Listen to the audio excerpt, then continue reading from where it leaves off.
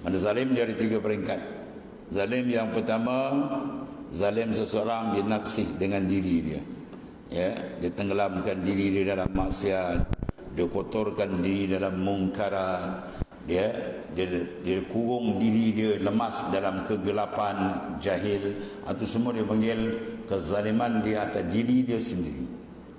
Yang kedua, zalim dia kepada makhluk Allah Ta'ala, sama ada makhluk yang berakal atau sebaliknya.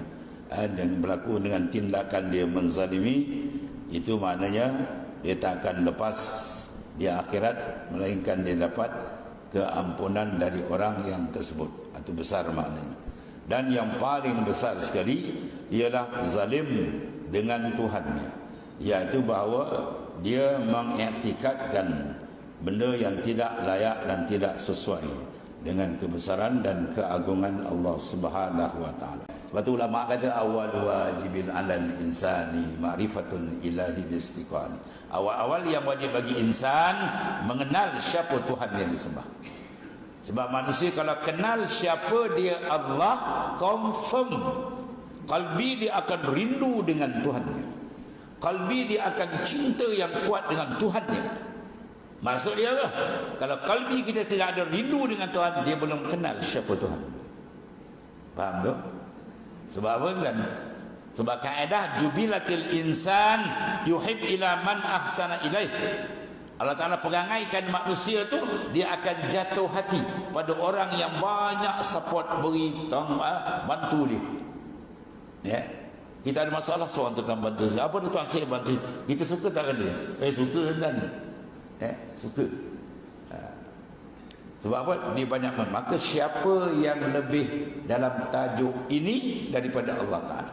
Sedangkan nama dia Al-Mun'im, pemberi nikmat, Al-Basit, yang menghamparkan kurniaan nikmat. Yang kita makan, kita minum, kita pakai, nafas kita setiap nafas turun naik, siapa yang gerak? Ya, kalau dipadamkan setengah 2 minit kan habis kan? Ya, turun naik nafas kita. Sebab tu ulama kata syukur nafas tu iringkan turun naik kita dengan zikir nafas. Allah, Allah. Pandang kebesaran dia, jalal, jamal, keagungan dan kemurahan kasih sayang Allah Subhanahu wa taala. Maka zalim ini disebut dalam hadis Rasulullah SAW, an-nas fi naba'in azim. Manusia ini dalam jenayah paling besar. Ya, lebih besar daripada jenayah lain. Apa dia? Allah Ta'ala kata akhluqu wa arzuku wa yu'badu ghairi. Aku jadikan dia, aku jadikan insan ni menumpang sementara dengan sifatnya fakir, dhaif, lemah, hina.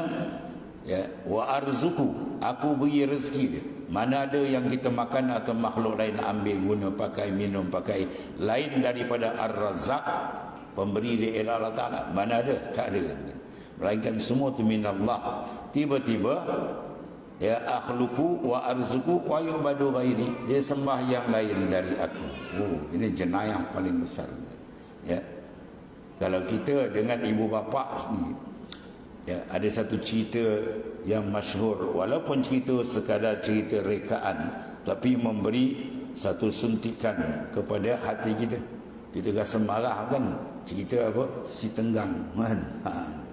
Ibu yang memelihara dia susah payah, bila dia dah senang, ibu dia dalam keadaan susah datang berjumpa dia, dia halau ibu dia. Kau siapa dia?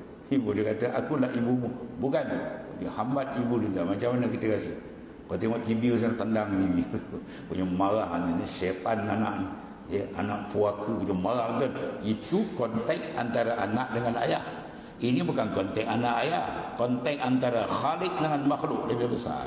Sebab tu bila kita mengaji dan sifat 20 dulu kan, dia sebut wahdaniyah bermakna ibaratun an-nafil kumumus sittah, yang ibarat daripada ternapi kam yang 6. Ya, dulu dibahas dengan kam muttasil bizat, muttasil bisifat, muttasil bisifat, munfasil, muttasil munfasil bizat, muttasil wa munfasil bisifat, muttasil wa munfasil bil af'al. Jadi bila kita itlaq kata Allah Ta'ala tu wahdaniyat, tunggal, maka tidak ada satu pun yang setara dengan dia. walam yakul lahu kufuwan ahad. Itulah kehebatan, kebesaran Tuhan yang maha besar, yang maha suci ia daripada tasyabuh dan maha suci daripada tasyrik, disekutukan.